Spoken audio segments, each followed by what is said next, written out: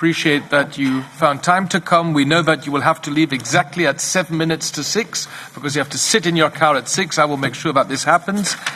And we want to hear more about your assessment of the way forward now. Just a few introductory remarks. Yesterday we had the Secretary General of the European External Action Service, Stefano Sannino, here, and we already heard him describe the work now towards the adoption of the third EU-NATO joint declaration. So we as the European Parliament have called for the swift work on an EU-NATO joint declaration. We hope that you can tell us more about the way forward on this matter. We also followed that NATO allies adopted the new strategic concept, which is clear on the fact that NATO wants a closer strategic partnership with the EU. So it's about strengthening the basis of our cooperation on issues of common interest. Before I give the floor to you, and we want to hear you, that's why I want to be brief, I will first give the floor to our Vice Chair of SEDE, Raza Juknevičiene, for a few introductory remarks. There you are, Raza, please. Thank you. Thank you. Hello.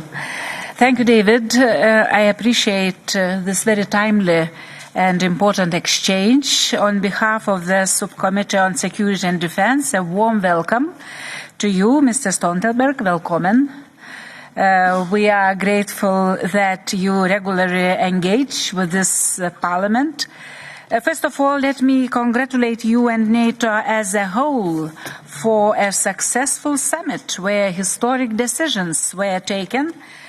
While Russia's brutal war of aggression against Ukraine is ongoing, allied nations upheld their spirit, maintained their determination, and reinforced transatlantic unity. I thank you for your leadership in these turbulent times. In the summit, allies updated NATO's strategic concept and defined new strategic orientations for the alliance. By the way, in 2010, I attended the NATO summit in Lisbon, where the strategy was adopted that had been in place until Madrid. At the time, I was already deeply concerned that NATO had failed to assess threats realistically. In the new NATO strategy adopted in Madrid, the threat of Russia is finally realistically evaluated as most significant and direct threat. Lessons learned. Congratulations. And now it is crucial that NATO's new defense plans correspond to this new evaluation of threats, and I would like very much to hear from you whether this new formulation means that NATO's defense plans and capabilities will be adapted to tackle this threat, what it will mean in practice for the alliance.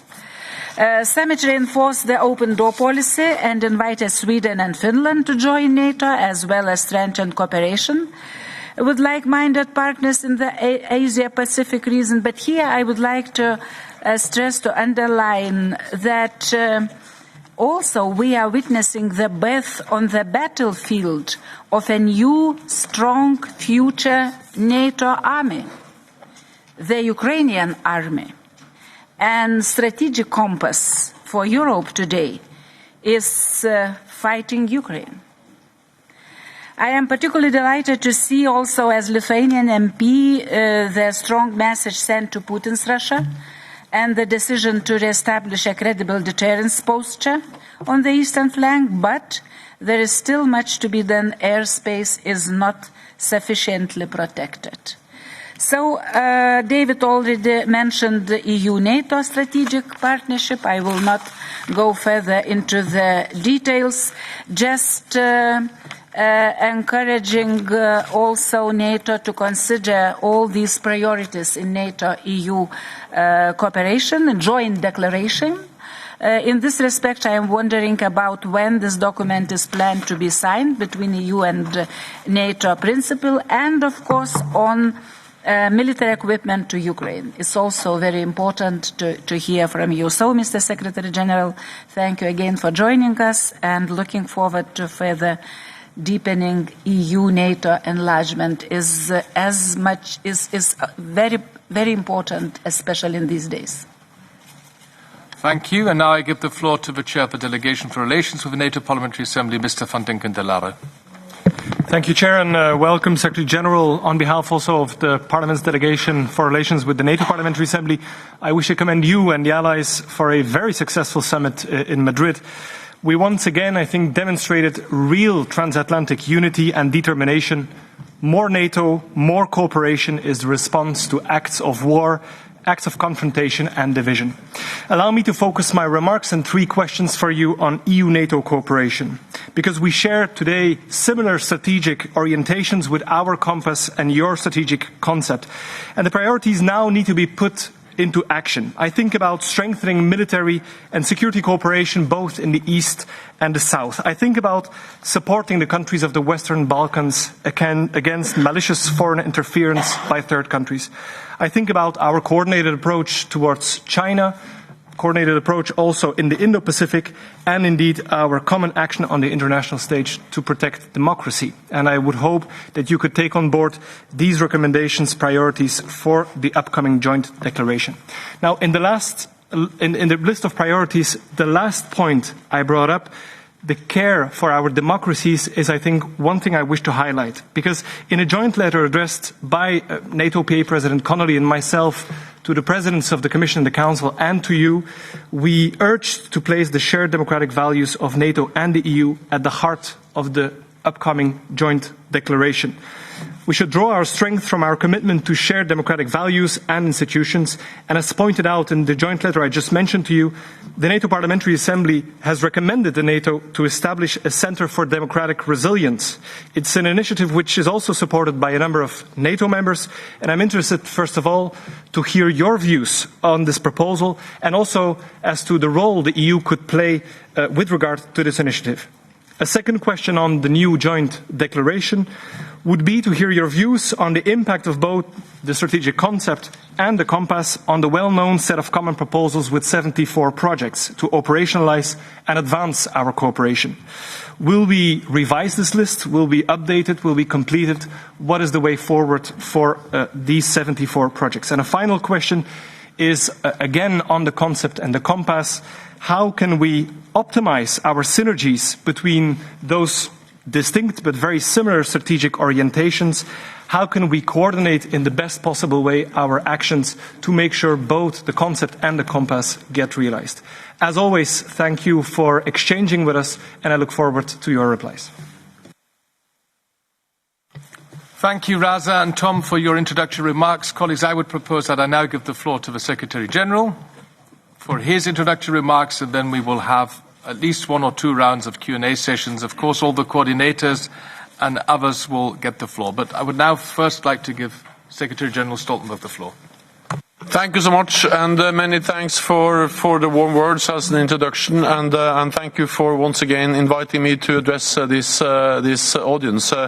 It is always a pleasure for me as Secretary General of NATO to meet the NATO parliamentarians, and for me, these engagements are a way to actually make sure that we are constantly developing and strengthening the cooperation between the EU and NATO. So, David, thank you so much, and also to the vice chairs for inviting me.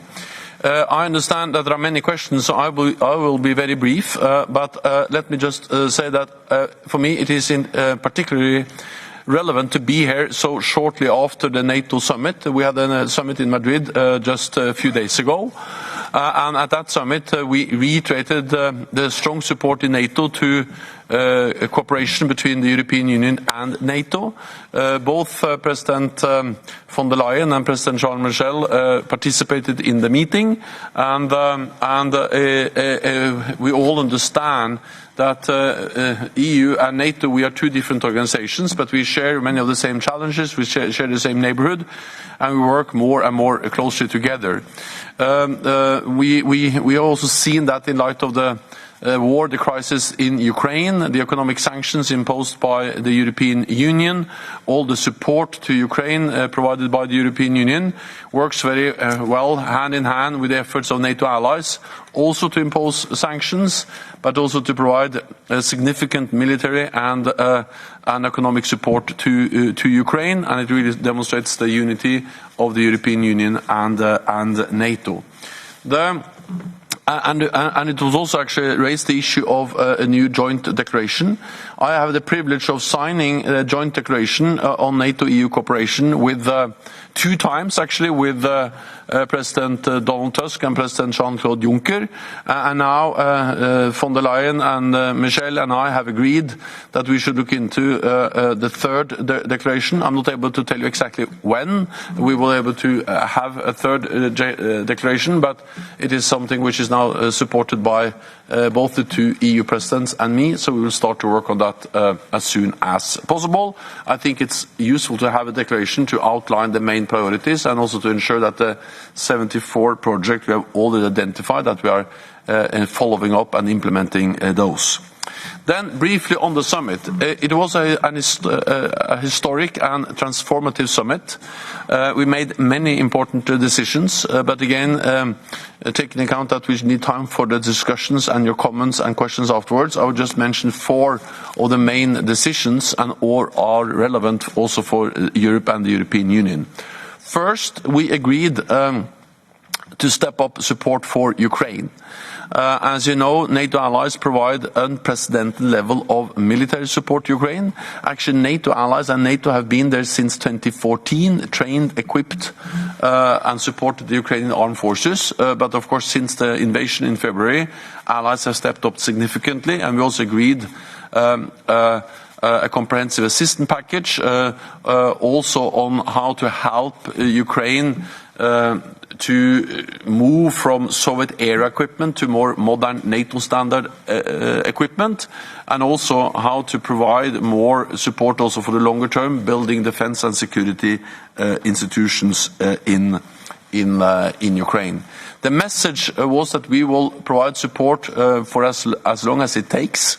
No one can predict exactly when this war will end, but what we do know is that the more we are able to provide support to Ukraine, of course, the more we increase the possibility, the likelihood of an end to this war, which happens on acceptable terms for Ukraine, and that's our responsibility to help them uphold the right for self-defense, and that's exactly what NATO allies do, and that was also the clear message from Madrid, at the same time stating that NATO is not part of the war.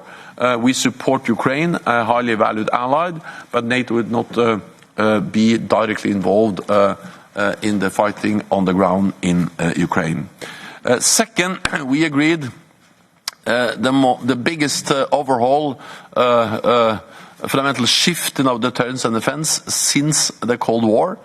Over all domains, across all domains, air, sea, land, cyberspace, because we live in a more dangerous world, and therefore NATO needs to do more for our core task, protection of all allies.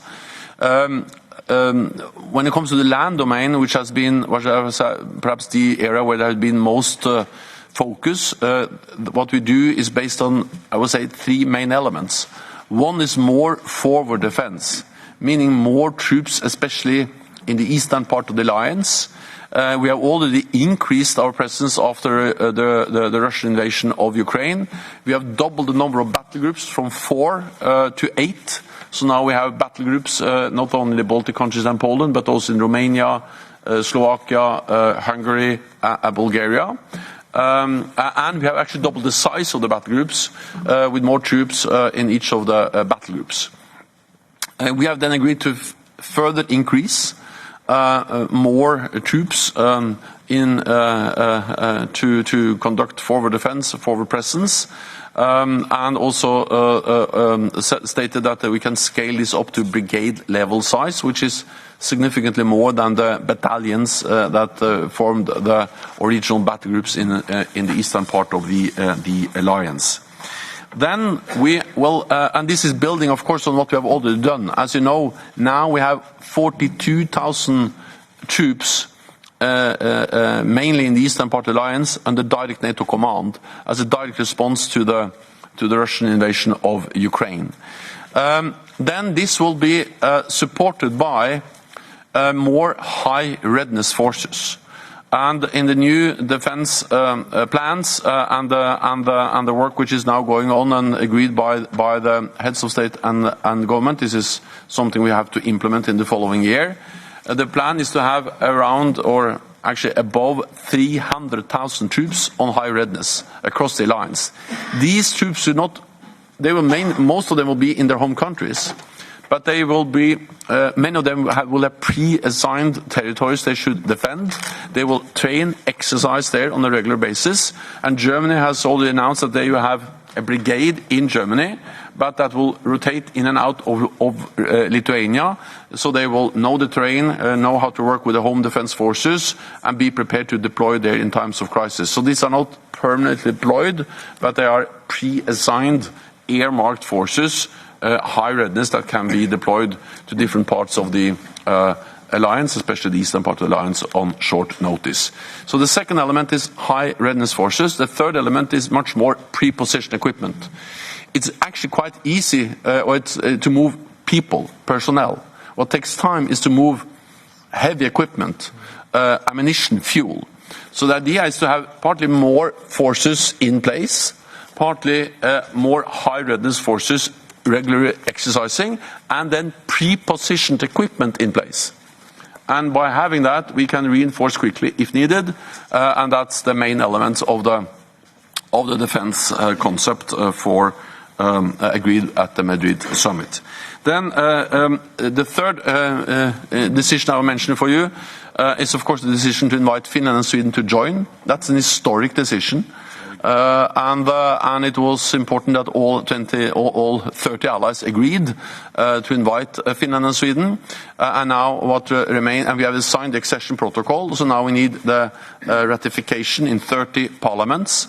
And as soon as that happens, Finland and Sweden will be members of NATO. This is good for Finland and Sweden, it's good for NATO, and it's good for stability throughout the Euro-Atlantic area. And it also demonstrates that NATO's door is open. You have to remember that as late as in December, President Putin proposed to NATO a so-called security treaty that we should sign, saying many things, but among the things he wanted us to sign was, first of all, to guarantee no more new members of NATO. Sign.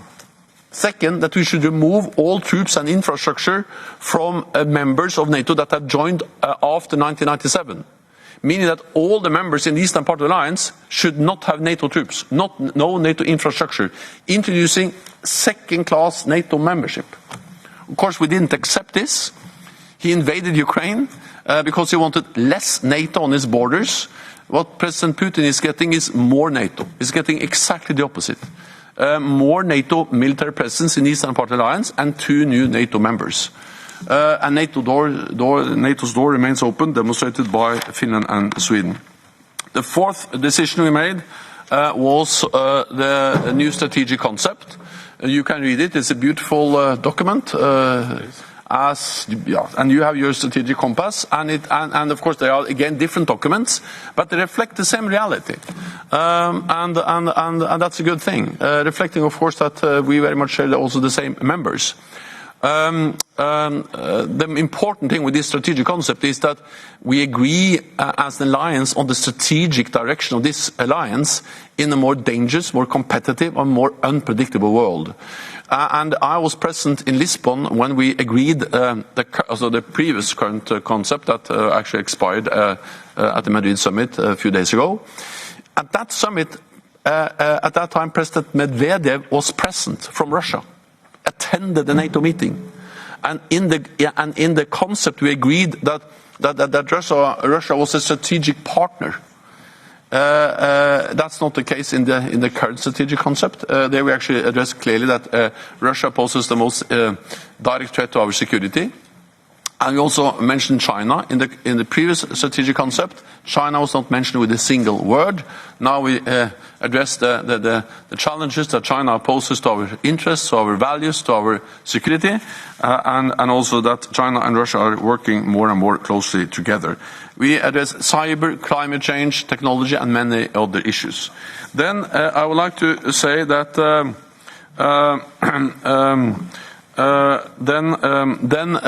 it is also important to say that these strategic, the strategic concept also, of course, takes a very clear stand on the importance of democratic values, of human rights, and the rule of law, which are core values for NATO, and I attach great importance to them myself. And as the president of the NATO Parliamentary Assembly stated, Congressman Connolly, he attended the meeting, and he stated very clearly the importance of this and also democratic resilience, and this was addressed and also then reflected in the strategic concept. Then again, I promise to be short. Many other issues that I to address. I'm sure you have many answers and comments. So I stop there just by highlighting that it's good to see that two different organizations, NATO and the EU, we have more and more in common, and we work more and more closely together. And that's good for EU, it's good for NATO, and it's good for all of us. So thank you so much. Thank you, Secretary General, dear Jens, for this excellent presentation. And we have many, many colleagues now who want to take the floor. Let's see how far we can get. If you limit yourselves to 2 minutes each, I can give the floor to more colleagues. We begin with the round of coordinators, and the first is Michael Gahler for the EPP. Thank you very much, Secretary General. Thanks for your leadership and for your clear words that we just heard. On the third joint declaration that is planned, you referred to the 74 projects planned in the second joint declaration. I wonder where we stand, and should we not focus more on the real things? And if you have 74 projects, you have no priorities. I would wish that we come to real issues and priorities there. You pledged to step up, and I'm the standing rapporteur of Ukraine, so I focus on that. You pledged to step up support for Ukraine now and for the longer term, as long as it takes for Ukraine to have an acceptable bargaining position. I support that wholeheartedly. But how do you want to sustain the constant flow of weapons?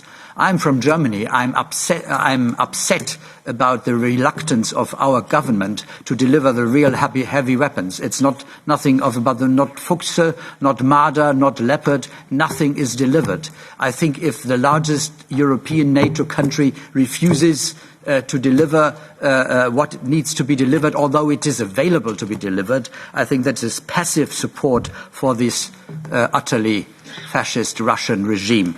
By refusing deliveries to Ukraine, you passively support Russia. So I urge you behind the scenes to do the utmost to pressure the German government to do what they should do according to their size and to their responsibility within NATO and the EU. Thank you very much. Thank you. For the S&D, Tonino Pizzula.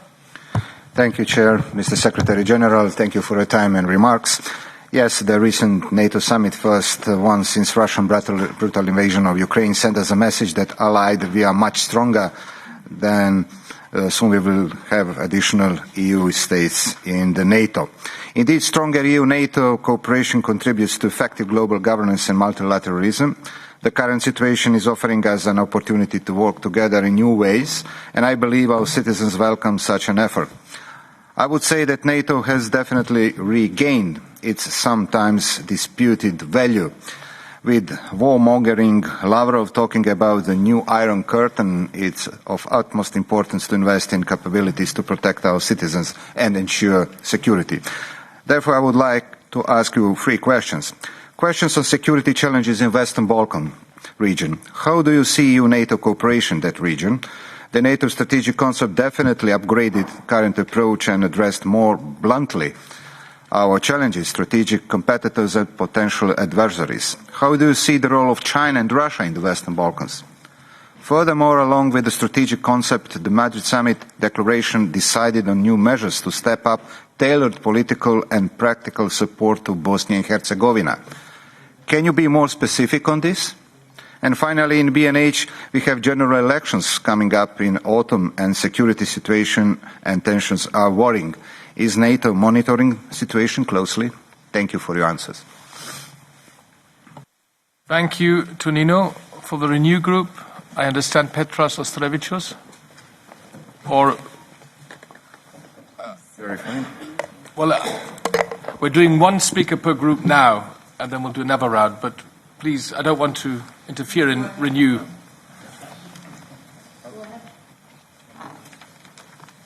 Okay, Petros.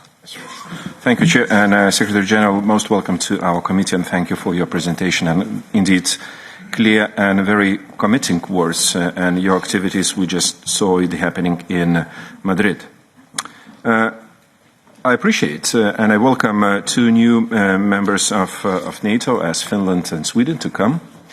How about the others who might be, expressing their wish and readiness to join and asking for our political as well as technical support in this regard? I mean, would you a bit expand on as you said, the door of NATO remains open? What does it mean in practice? I mean, will be some maps, so-called membership action plans, extended to those who are, knocking on the door of NATO, or are there any plans in this regard how to strengthen their commitment and their wish to join NATO? Thank you. Thank you. For the Greens, Reinhard Bütikofer. Thank you, Chair. Thank you, SecGen.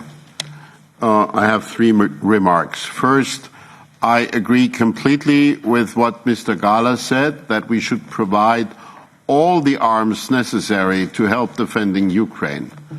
But while he is upset that my German government is not delivering more arms, I'm upset that his previous government did not procure the arms that he would like to deliver.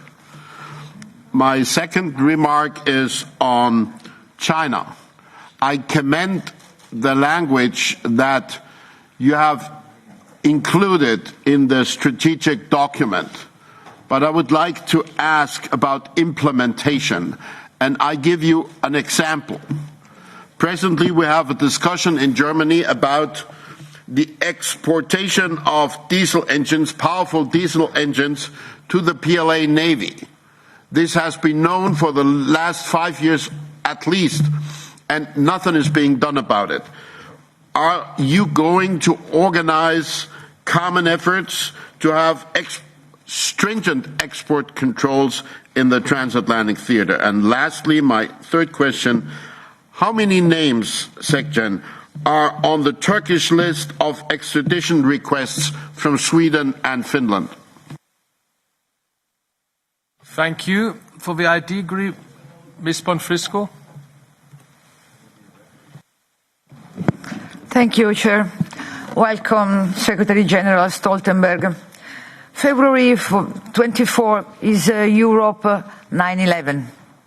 Russia's war by choice represented a shift in European security perspective.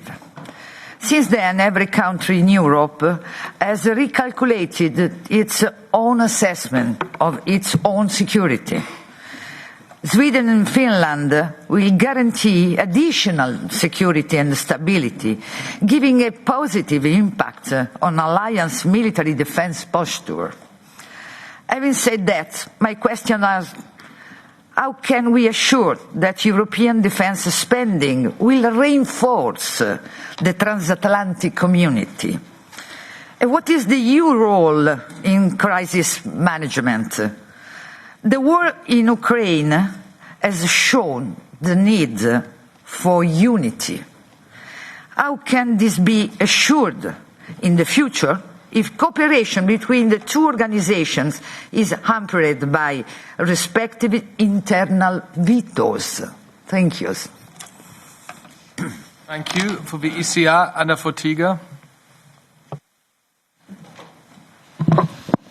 Thank you, Chair. Secretary General, thank you very much indeed for your briefing and your willingness to address us every year. It's extremely important. I really welcome results of the Madrid summit, as you rightly say, in response to Putin's blackmail presented in December of previous year.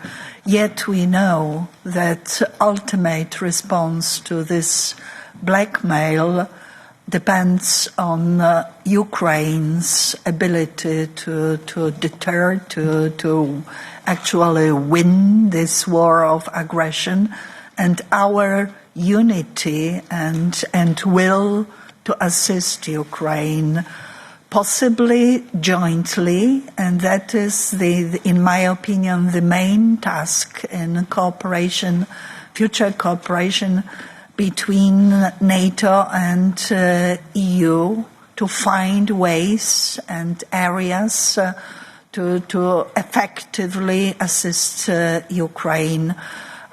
In a political declaration, actually, this cooperation between EU and NATO is, as far as I know, number 18th of priorities, and not very comprehensive, although military mobility is of utmost importance also to this effect. Ukraine has not only a right to defend itself.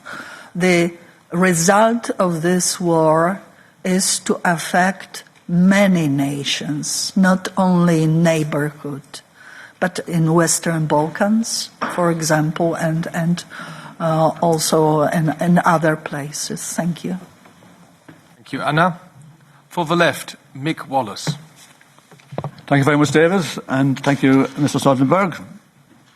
In Madrid, you said that China's stated ambitions and coercive policies challenge our interests, security and values. Well, when it comes to our interests, would you accept that it wouldn't be in Europe's interest to be falling out with China, given that they are our biggest trading partner? We buy a lot from them, they buy a lot from us. I mean, the thoughts of them putting an end to buying manufactured goods from Germany, even cars, would be pretty scary for employment figures in Germany, not to talk about business interests. In relation to security, you say that they're a security risk to the people of Europe. I don't really see the evidence of that myself, and do you accept the fact that the Americans last year spent $800 billion on defence? It was more than the next 9 countries put together, including Russia and China. Now, you say that China is substantially building up its military forces. Well, most independent observers would see it as being more defensive than offensive. What would be your comment on that? And the last one, values. Now, I raised this with the Sec-Gen of the EEAS yesterday, and when I challenged him on this notion that there's a battle to be fought over values, he said, so, when speaking of China, so it is a model. Then we can decide whether we want to live in that model or in our model. That if we want to continue living in our model, then we have to stand up to the challenge that China is posing for us at this stage. Do you not think that we can actually have our values, our model, and they can have theirs? China is a very established culture, and they mightn't do things like we do them, and we don't do things like they do them. I mean, do you not see a prospect where we actually can live in peace? Or do you actually foresee a possible war in the next few years between the US and China? Thank you very much. Thank you. For the non-in-stream, Kostas Papadakis is on my list. Thank you, Chair. Οι αποφάσεις που πήρε το ΝΑΤΟ στη Σύνοδο της Μαδρίτης σηματοδοτούν επιθετικό πολεμικό δόγμα, συνέχεια και κλιμάκωση του προηγούμενου με δεκαπλασιασμό των στρατευμάτων στην Ευρώπη, που μέχρι χθες περικύκλωναν ήδη τη Ρωσία και με νέα εκτείναξη των εξοπλισμών και πολλαπλασιασμό των στρατιωτικών βάσεων που θα πληρώσουν και πάλι λαοί. Τρανή απόδειξη ότι το ΝΑΤΟ μαζί με τις ΗΠΑ και την Ευρωπαϊκή Ένωση ούτε πριν ούτε μετά την απαράδεκτη ρώσικη εισβολή αγνοήθηκαν US and the EU were never a defensive mechanism, not before the war and not after it. They were always an offensive coalition, and they wanted to, this is why the Ukraine was a sacrifice for the interest of the transatlantic coalition. The Greek government claims that NATO decisions will offer more safety against Turkish aggression, which Turkey that is challenging its territorial rights and wants to demilitarize the Greek islands, while they are continuously violating territorial rights of Greece. But NATO never denounced this, and because they do not recognize borders between Greece and Turkey. They just say, figure it out, we train you to. And basically, the border passes between Greece and Turkey are fighting it out. Thank you. Thank you. I now give the floor to our rapporteur for the 2021 NATO report, Antonio Istúriz López-White. Thank you, Chairman. Señor Secretario General, enhorabuena. A nivel personal, creo que ha hecho usted un trabajo excelente y ha llevado con mano firme una negociación sobre el informe de la OTAN que se presentaba complicado sobre ese futuro, esos 10 años, esa estrategia. Yo creo que tenemos que estar todos agradecidos como España, sobre todo por la organización del evento. Muchas gracias a la OTAN y quiero extenderlo también a la ciudad de Madrid, a su ayuntamiento y comunidad autónoma. Lo hago también a la mitad del Gobierno de España, porque usted sabe, Secretario General, que la otra mitad del Gobierno de España estaba manifestándose contra la OTAN y haciendo una cumbre alternativa. Cosas exóticas de la política española, no le quiero abrumar con detalles. Y hay dos cuestiones que a los españoles les interesa. Nos ha quedado alguna duda sobre un resultado, al final, yo creo, mucho mejor de lo esperado. Estos dos temas son uno y, en general, el flanco sur, el Mediterráneo. Usted entenderá que hay países como España, Italia, etcétera, Grecia, que nos importa mucho el flanco mediterráneo. Hemos oído poco y queríamos saber de usted si ha habido también en las conversaciones algunos avances en esta materia. No estamos muy preocupados, la crisis alimentaria, energética, la zona del Sahel, Magreb, etcétera, etcétera. Lo sabe usted muy bien. Y luego dos, una cuestión ya muy particular de España.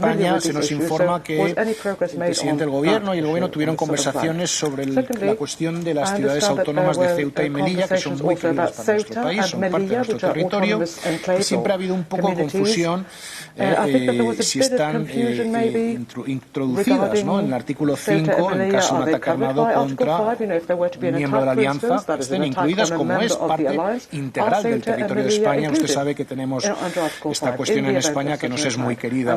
Quería saber si ha habido también algún comentario o algún debate sobre ello también al marco de esta reunión. Nada más que volver a agradecerle todo lo que ha hecho. Thank you, Tono. Colleagues, I would propose that we now give the floor to Secretary General for a first round of answers. Perhaps you can limit yourself to 10-12 minutes. Then we have a second round of colleagues who would still like to take the floor. No. Thank you so much. There are many questions I will try to answer, but in 10-12 minutes it's not obvious that I will be able to go into details for all of them.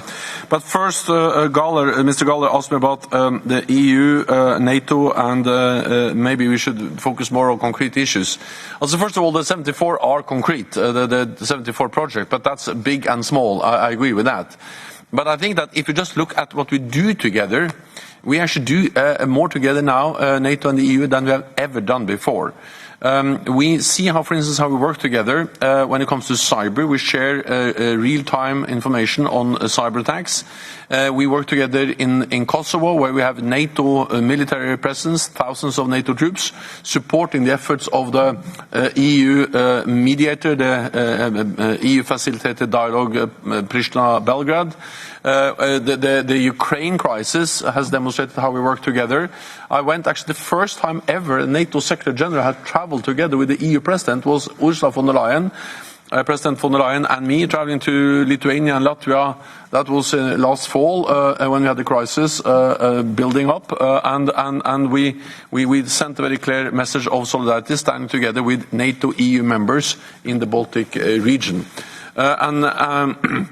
And then I also mentioned the Aegean Sea. It's very easy to forget, but actually after a request from Germany, it was back in 2015, to ensure the implementation of the agreement between Turkey and EU, NATO decided to have a maritime presence of naval ships in the Aegean Sea to help to implement the agreement between the European Union and Turkey. And that brings together Frontex, Turkey. I'm not saying everything is easy, but I'm saying at least one important contribution to solving a difficult problem for NATO and for Europe. And then I think on resilience, there was a question here about export. I'll come back to that.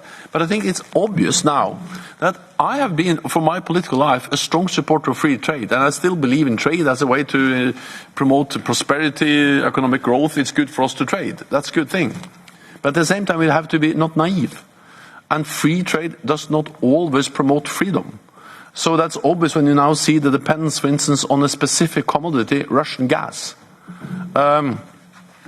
We see it also when China tried to take control of the 5G networks. I think it's obvious now. That was a controversial issue not so long time ago. But NATO, EU, we activated ourselves and ensured that actually there was also a security assessment related to foreign control or Chinese control over our 5G networks. So both when it comes to imports, to heavy dependence on specific commodities, gas or rare earth minerals from China or gas from Russia. When it comes to exports of key technologies, or it comes to control over critical infrastructure in our own countries, we need to make sure that security is more important than free trade.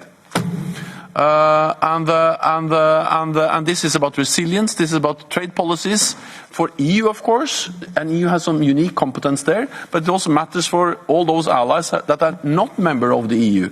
And you have to remember that there are 150 million Europeans who live in a NATO country that is not member of the European Union. And then you have 400 million people living in the United States and Canada, 1 billion in total. So yes, the EU plays an important role, but it has to be coordinated with NATO. It covers a much bigger part of the world economy. So in this area, it's obviously that we need to work more closely together, and we have started that conversation.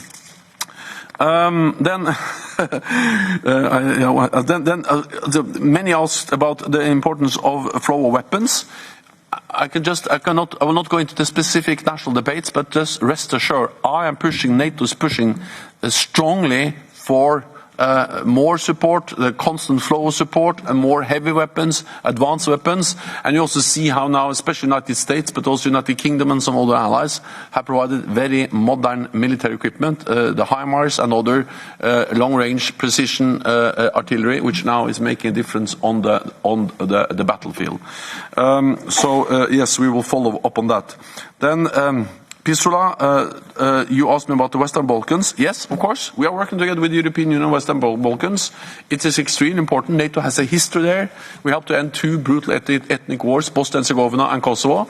We have a military presence there. We work actually together with the European Union, Althea, in Bosnia and Herzegovina, and we are closely monitoring the situation in the Western Balkans in general. I met actually today with the Albanian Prime Minister, NATO ally, and of course we follow the situation extremely closely, and we also are concerned about the presence of China and Russia.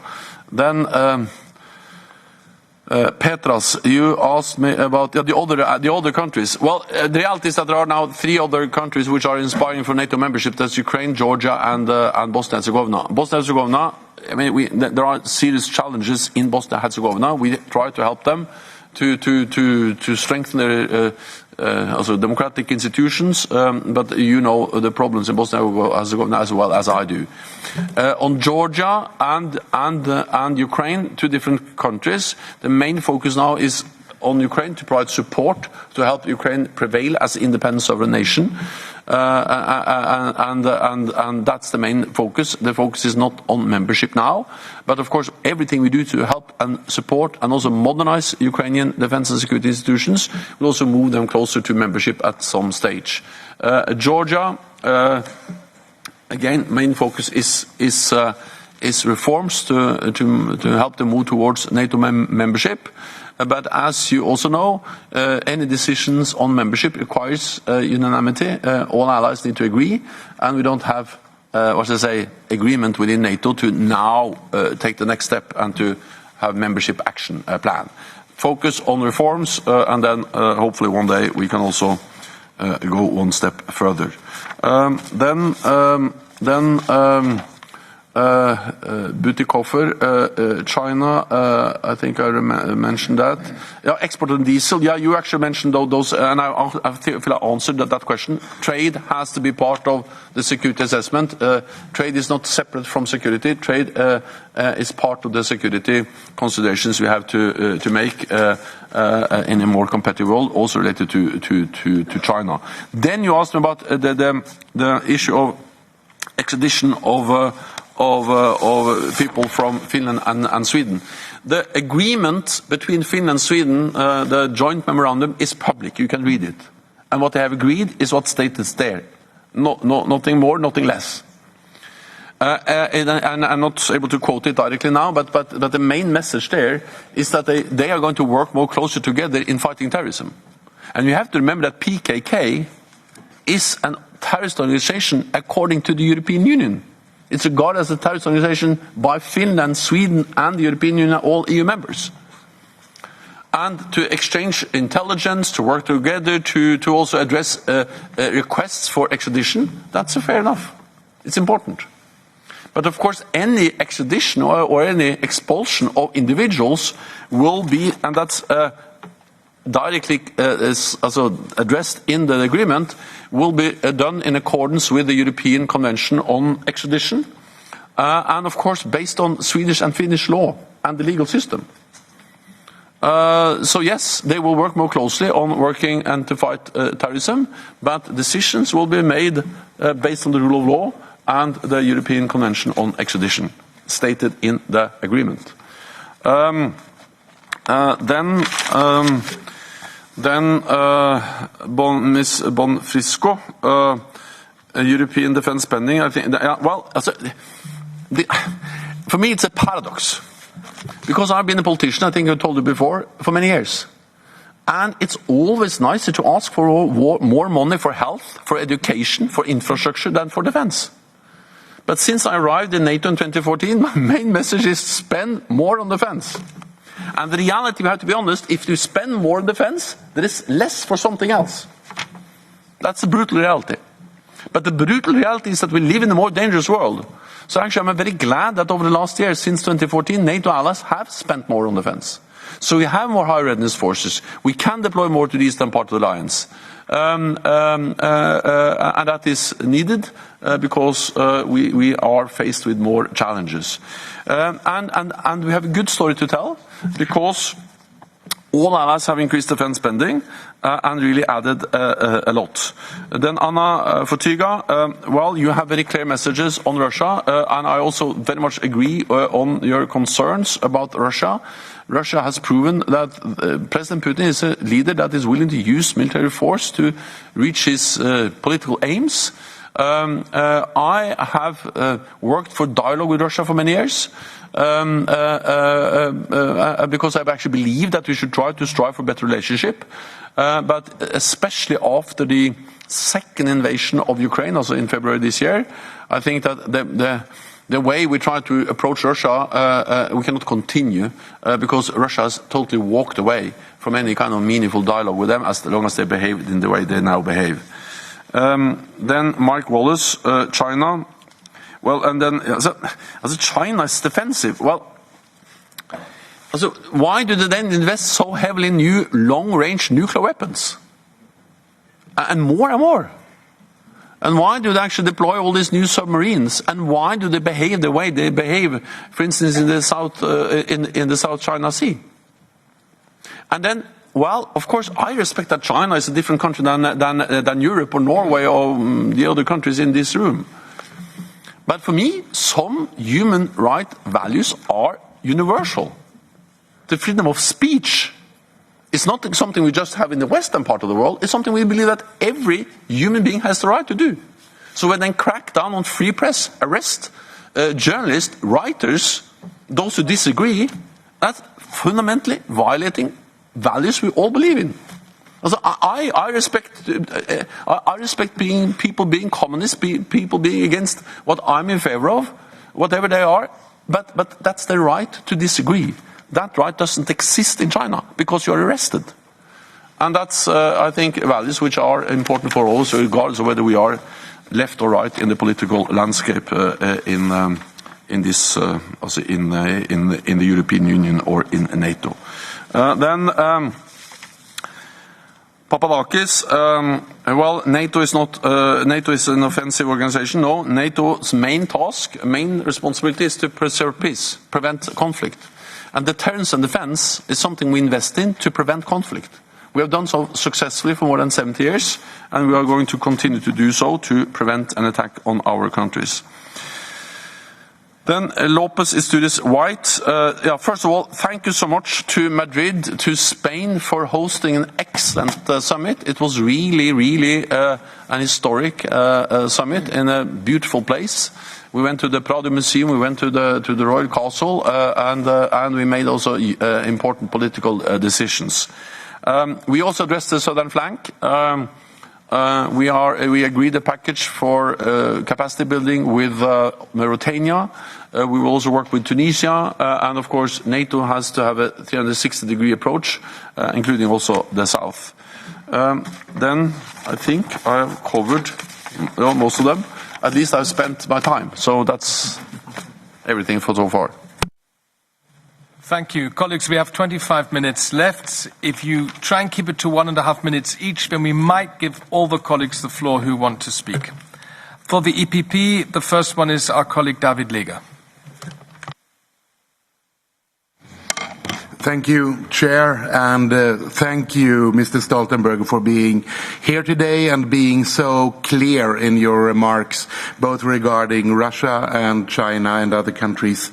I mean, we are very well aware that the last couple of months have been, to say the least, very hectic, not only with the Russian war of aggression, but also with the accession process of Sweden and Finland. And as a Swede, I am particularly grateful for the hard work that you have put into to help embrace Sweden and Finland into our NATO family.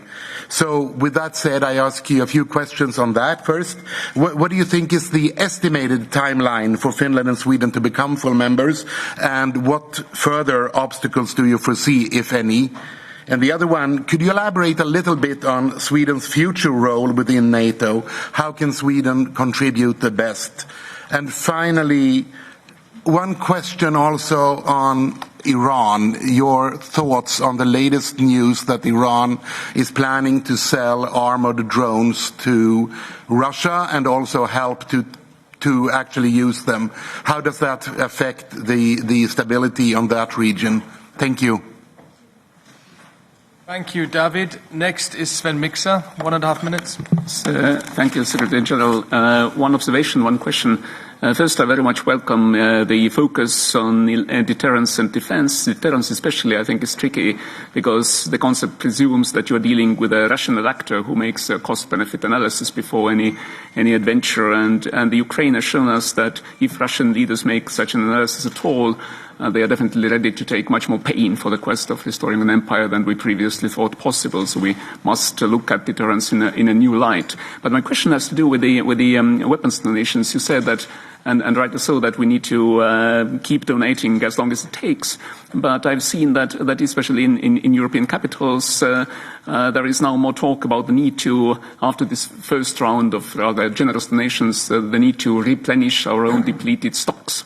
And therefore my question is, how confident are you that the capitals are putting forward necessary financial resources to simultaneously be able to replenish their own depleted stocks and also keep on giving to Ukraine, because it's a war attrition now, and the attrition of equipment especially is enormous in such a situation. And also I am confident that our defense industries are capable of coping with this challenge of delivering to our own nations and simultaneously to keeping on giving this more modern Western type of equipment to Ukraine. Thank you.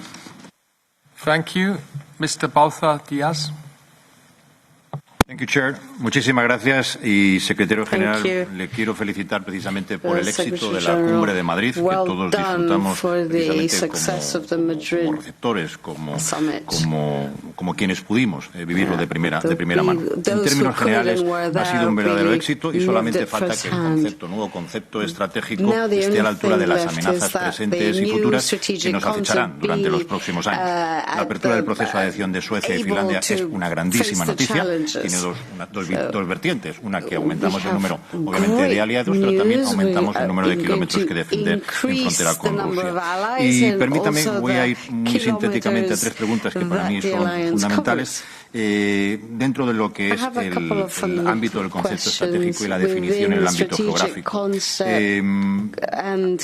Hecho digamos, en falta mayor concreción en el ámbito de la vecindad sur de la Alianza, y ahí tendría dos preguntas concretas. En el primer sentido, ¿está la OTAN monitorizando los elementos de desestabilización que se producen precisamente en la región del Sahel, así como en la zona norte, y en ese caso como consecuencia de la guerra de Rusia, que provocará una falta de alimentos y el hambre es uno gran de los factores desestabilizantes? Quisiera hacer una pregunta también en sentido sumamente importante, muy explícita, en ese sentido que hace referencia a España. Las ciudades autónomas de Ceuta y Melilla. Yo sé que esa pregunta se la han hecho en anteriores ocasiones, pero todavía no tenemos respuesta a los españoles. ¿Estarán protegidas Ceuta y Melilla bajo el amparo del artículo 5 del tratado, porque son los tratados lo que valen y no las intenciones políticas? Y finalmente, acabo, presidente, una última pregunta. Hay una previsión de la OTAN de intervenir en el Sahel, en el caso concreto de Mali, porque el día después de la cumbre de la OTAN, el ministro de Asuntos Exteriores español dijo que no descartaba la actuación de la OTAN en Mali. ¿Es cierto? Muchas gracias, presidente. Thank you. Please try and limit it to 1.5 minutes. Be fair. Viola von Kramon. Yeah, thank you, General Secretary, for all the comprehensive information you have shared with us. I mean, the role of Turkey was shortly mentioned also by my colleague Reinhard Bütikofer, but I would like to come back of the possibility of opening the Black Sea and also mediating in terms of the grain deliveries from the port of Odessa. I know that regarding the Treaty of Montreux, it is impossible for any weapon or maritime ships from NATO and others, but are you in contact with the Turkish maritime fleet, and what would be the conditions for the Turkish to be more involved to open the port of Odessa and get the grain storages or the grain deliveries out there? And then regarding the German delivery, I mean, my colleague Michael Gahler has mentioned that, but it seems to be very asymmetric. When I look through the partners in the NATO alliance, it seems to be very much biased on the partners in the East and the Central European countries. What is your expectation, especially towards the German government, in terms of what you said? We will deliver to Ukraine whatever it takes, and we see there's quite a bias towards certain member states. Thank you. Ms. Ciccardi. Grazie Presidente, grazie Segretario Generale. Le conseguenze dei due nuovi ingressi determina il fatto che la linea di confine tra i paesi NATO e la Federazione Russa si allargherà di oltre 1300 km. Questo, considerando l'interesse preminente degli USA sempre più nell'Indo-Pacifico, significa che sarà compito europeo gestire la nuova frontiera. A proposito di frontiera meridionale, è già stato anticipato prima da un collega, ma vorrei soffermarmi sulla Libia. Gli interessi di Turchia e Russia sul paese sono tantissimi. Sappiamo quanto è importante la Libia per il terrorismo, le infiltrazioni terroristiche in Europa e le migrazioni. Quindi il piano NATO o comunque l'intervento NATO per gestire la situazione molto critica in Libia. E il 28 maggio, esattamente 20 anni fa, nella base dell'aeronautica militare a pratica di mare furono firmati gli accordi tra Russia e NATO e il tentativo era quello di fare entrare la NATO nell'architettura di sicurezza comune. È passato molto tempo da allora, ma che cosa veramente si è inceppato in questo meccanismo? E poi sulla Moldavia esistono dei piani pronti e mezzi per attuarli nel caso di una guerra e di un'invasione che dovesse coinvolgere anche la Moldavia. Per quanto riguarda invece il nuovo assetto delineato dal vertice di Madrid, che avvicinerà ulteriormente Mosca a Pechino, che cosa si prevede di fare sul fronte Taiwan? What are we going to do about Taiwan? Thank you. Next is our Vice Chair, Witold Waszczykowski. Yes, thank you, Chair, Secretary General. I had the pleasure to participate also in Madrid summit about 25 years ago, in 1997, when we were invited. Now I speak as a concerned citizen of Poland, a neighbor of aggressor, a neighbor of victim of aggression. In 140 days of this aggression, we were expecting that VJTF is going to activate it, that your initiative from 2018 about 30 is going to be activated. We are expecting this response forces in the eastern flank, and we are expecting the deployment of Patriot missiles next to the Suwalki Gap, where we are threatened by Iskander missile. Nothing of this happened. I don't even remember that Article 4 was activated. Now you are promising us the even bigger response for 300,000 troops, and in strategic concept, Russia is named as a threat. Well, global warming is a threat, climate change is a threat. Russia for us is enemy. So how we can reassure right now us that NATO is prepared not only to reconquer overtaken territory by Russia, but will deter any aggression of Russia on the eastern flank. Thank you. Thank you, Witold. Next is for the EPP, Mr. Milan Mon. Okay,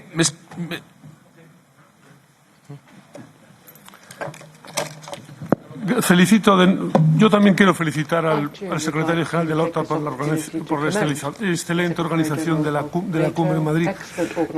¿Cuáles son los ecos en Estados Unidos de esta cumbre? ¿Cree usted que en el futuro, dentro de 2 años, en el nuevo contexto electoral de Estados Unidos, esta cumbre, su buen resultado, la cohesión de los socios, puede servir para mejorar la imagen de la organización en los Estados Unidos, incluso los dirigentes del Partido Republicano?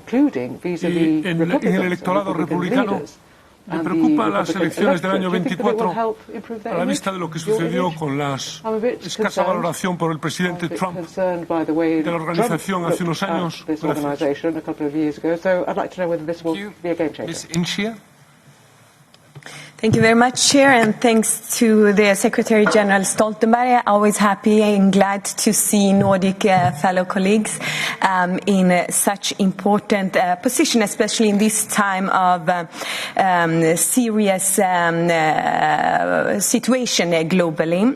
And thank you for frank and straightforward answers. Russia's unacceptable demands on NATO has indeed led to more NATO decisions of each country's membership in any international organizations, be it NATO, be it EU, is of course up to each and every country. It is historical that Finland and Sweden was invited to join NATO, and now our membership application is being signed by the member states in NATO. Thank you, Stoltenberg, Secretary General Stoltenberg, for the leadership that you have been taking in order to ensure that both Sweden and Finland is invited. And I also actually have a question as my other Nordic colleague here in the Parliament, David Lega, on could you maybe please tell us a bit more about the development right now, both progresses and the challenges that exist?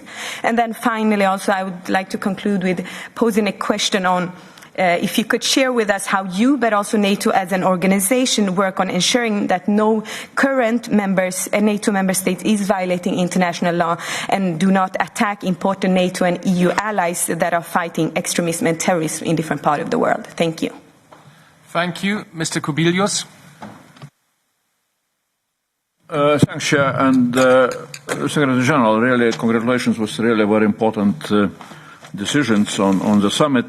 And you are showing, NATO is showing good example also for EU, how to come out from this crisis becoming stronger.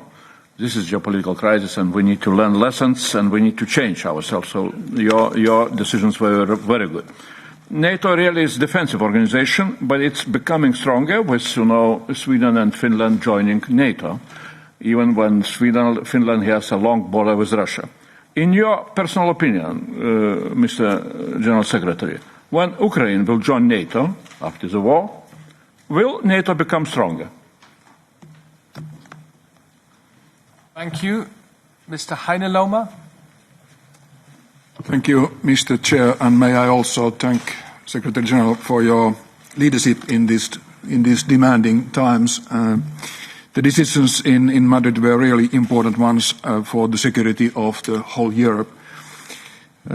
I'm, of course, especially happy that Finland and Sweden were accepted as member countries of NATO. At the same time, we have noticed that perhaps Turkey has not totally accepted this decision, and I'm afraid to say that they are using the question of terrorism in a way to bargain something both from Finland and Sweden and also perhaps from other countries.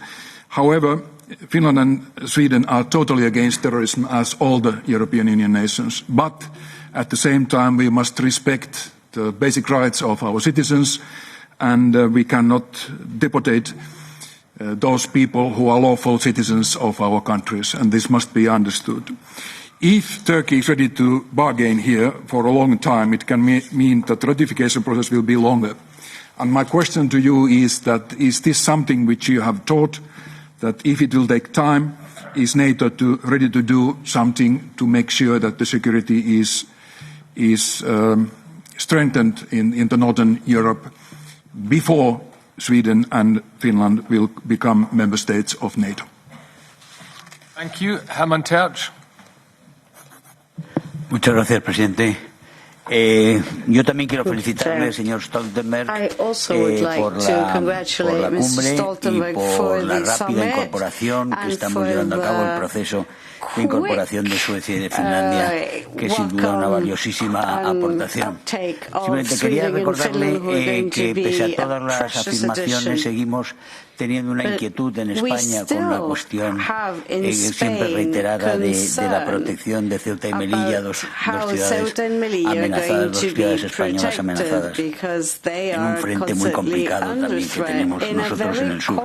Y finalmente es preguntarle ¿qué piensa, cómo puede repercutir la conducta de Francia y Alemania, el prestigio de Francia y Alemania a medio plazo dentro de la OTAN, si no puede crear una fisura, el hecho de que haya una convicción ya entre muchos miembros de la OTAN de que tanto Berlín como París están saboteando el esfuerzo defensivo por parte de Ucrania y que están, pese a sus reiteradas afirmaciones en sentido contrario, están realmente bloqueando todas las ayudas que tenían que haber prestado ya para estar al nivel de los esfuerzos defensivos de los demás países de la OTAN, y que esto puede crear una ruptura de credibilidad irreversible en algún momento. Muchas gracias.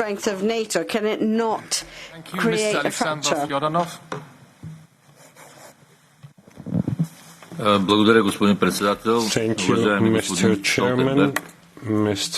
Най-напред взимам повод от думите на колегата Михаил Галер и ще кажа същото като него, а именно, че аз се срамувам от решението на българското правителство the decision of the Bulgarian government not to send the necessary weapons to the Ukrainian military. And my question is, have you discussed this with the Bulgarian government? Given Bulgaria has the necessary Soviet-era weapons. And my second question is, how are NATO's relations developing with Serbia? Because in Southeastern Europe and the Western Balkans, Serbia is a country with very close ties with Russia, и обслужва руските политически интереси в региона. В този смисъл тя представлява заплаха за сигурността на Европейския съюз в този регион. Благодаря за вниманието.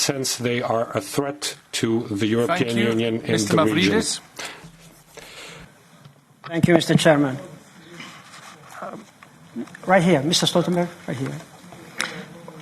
With Putin's invasion in Ukraine, I think that many more European citizens realize that a firm and stronger NATO, acting in the interest of democratic values and international law, are indeed in the interest of our EU values.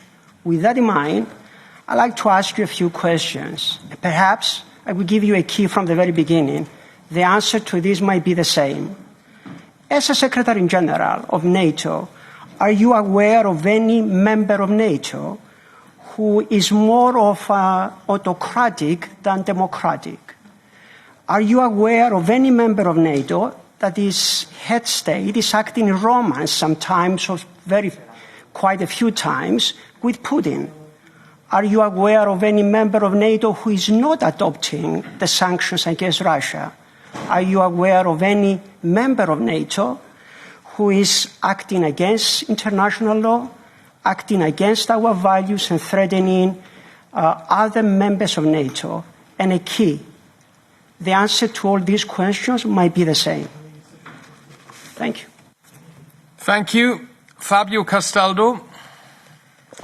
Thank you very much, Chair, and I would like also to applaud Secretary General Stoltenberg and the whole NATO structure for the results obtained at the historical summit in Madrid. I would like to reiterate a bit on the concept of the importance to really commit on the stability of this neighborhood in both strategic direction, east and south, reminding also that Russia is much more strengthening its presence also in south and as well as interferences. We have full of examples in Mali, in Libya, in Sudan. Therefore, dear Secretary General, I would like to hear your consideration on the future of EU-NATO cooperation for what concerns the MENA region, the southern flank. Do you believe that the EU should become in the future the main security provider in the area, and do you think that the EU might be better equipped to face certain threats, for instance the condition conducive to the spread of terrorism, thanks to the instrument already in its toolbox, and which kind of specific support and expertise can NATO make available in our strong cooperation? Second, I have noticed that in the NATO strategic concept is written that the full involvement of non-EU allies in EU defence efforts is essential. I was wondering what does it mean exactly in practical terms. Could you maybe eventually elaborate a bit further on this sentence included in the NATO strategic concept? Does it imply deeper coordination and alignment of the NATO defence planning process and the EU capability development plan, or do you deem as necessary also to expand the participation of non-EU NATO allies in PESCO and EDF projects further? And which kind of synergies we can find in NATO initiatives, most notably the recently Innovation Fund? Thank you very much. Thank you, Fabio. And to conclude, Thijs Reuten, and then we have a spot landing, and then we have 8 minutes for the Secretary General to answer all the questions. Thijs. Thank you, Chair. I will be very quick. One question on U4 Althea. The mandate is going to expire. 264 Security Council mandate elapses on 3rd of November. While concerns over the stability in Bosnia-Herzegovina are raising, some fear a veto that might block Althea's extension, and it would likely end also the UN mandate for NATO presence in Bosnia, which would be regrettable. In what way will NATO continue to contribute to peace and stability in Bosnia-Herzegovina in case of such an eventuality? And thank you so much, Mr. Secretary General, for all your commitment. Thank you, Thijs. Back to you, Jens. Thank you so much. There is no way I can answer every question in the few minutes I have left, and I just have to leave. But let me then just address some of the main topics you have raised. First, on Ukraine. Yes, it is extremely important that we as politicians make sure that our countries provide support to Ukraine. And not only provide support to Ukraine, but provide substantial support to Ukraine for a long time. And that will have a price. Part of the price, the sanctions are important, but also, of course, the military support, but also the humanitarian support, the economic support, that has a price. But the price of not supporting them is much higher. Partly because, for me, this is a moral issue. This is about a sovereign, independent nation with more than 40 million people living in Europe, which is brutally attacked by a big power, Russia. If we don't react to that, and after we have seen what happened in Bucha and other places, it violates my understanding of, decent behavior of neighbors and friends of Ukraine. So of course, yes, it has a price. But not to act and just let that brutality continue and let that brutality of Russia be awarded is for me a higher price. Second, it is in our interest to help Ukraine. Because you have to understand that if Ukraine loses this, that's a danger for us. Yeah. That will make Europe even more vulnerable for Russian aggression. Because then the lesson learned from Georgia in 2008, from annexing Crimea in 2014, from starting to undermine Donbass in 2014, and then the full-fledged brutal invasion by President Putin in February, is that they can just use force. They get their will. It's to re-establish an idea of spheres of influence, where big powers can decide what smaller neighbors can do. And that will make all of us more vulnerable. So even if you don't care about the moral aspect of this, supporting the people of Ukraine, you should care about your own security interest. So therefore you have to pay. Pay for the support, pay for the humanitarian aid, pay the consequences of the economic sanctions, because the alternative is to pay a much higher price later on. And then remember one thing, yes, we pay a price, but the price we pay as the European Union, as NATO, is a price you can measure in currency, in money. The price they pay is measured in lives, lost every day. So we should just stop complaining and step up and provide support, full stop.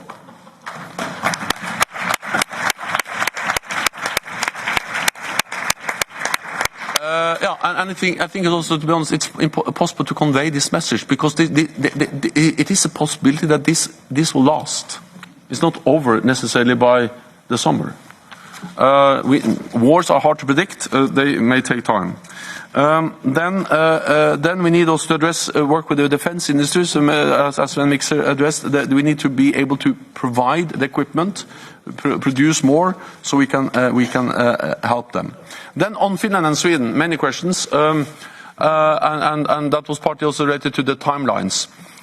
Well, what I can say is that so far this is the quickest ever accession process. Finland and Sweden applied in mid-May. And we invited them, when was that? 2 weeks ago? When was that? Just after the summit. 2 days after the summit. The beginning of July. Has never happened before. So quick. Then the next phase of this succession process is ratification in 30 parliaments. And as a former minister and prime minister, I'm always very careful to give advice to parliaments. But so far, many parliaments have already ratified. It's also the fastest ever process so far. But of course, we need 30 parliaments to ratify. So if anything, you can help me by talking to your friends in the national parliaments and encourage them to do this as quickly as possible to make sure that Finland and Sweden can join. Then NATO allies have already provided security assurances to Finland and Sweden in this interim period. NATO has increased its presence in that part of the world. So yes, we will also take care of that interim period. Then the South, NATO can do more, but I don't believe that big military operations are the answers to the instability we see in the South. I think the best thing we can do is to work with partners like Mauritania, like Tunisia and others, build capacity, train, and help them to stabilize their own countries. We can do more of that, and that was also one of the decisions from Madrid. The last thing is the question I got from Milan was about U.S.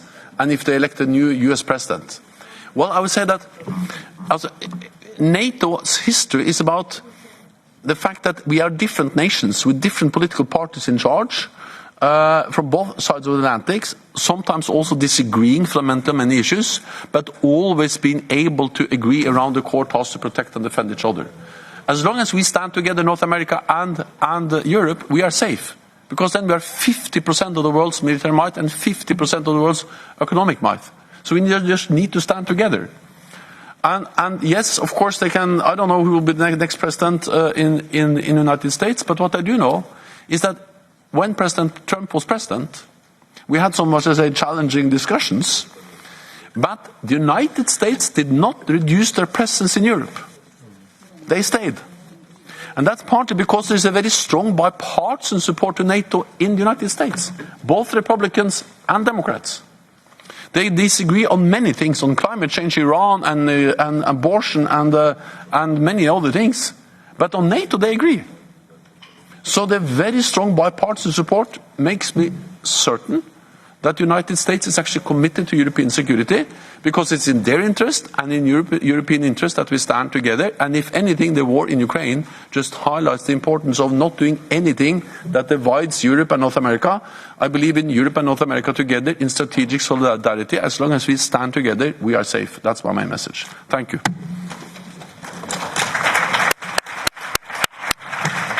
20 seconds, Phil. Dear Jens, also in the name of Raza, for SEDE, and on behalf of all colleagues, let me just say one word. Thank you. Thank you for coming today. Thank you for answering all these questions. Thank you for your comments. And what I said to you personally, I want to repeat here. I want to thank you personally for the excellent job you are doing as NATO Secretary General in these times. Once again, on behalf of all our colleagues, thank you in these challenging times. Thank you so much.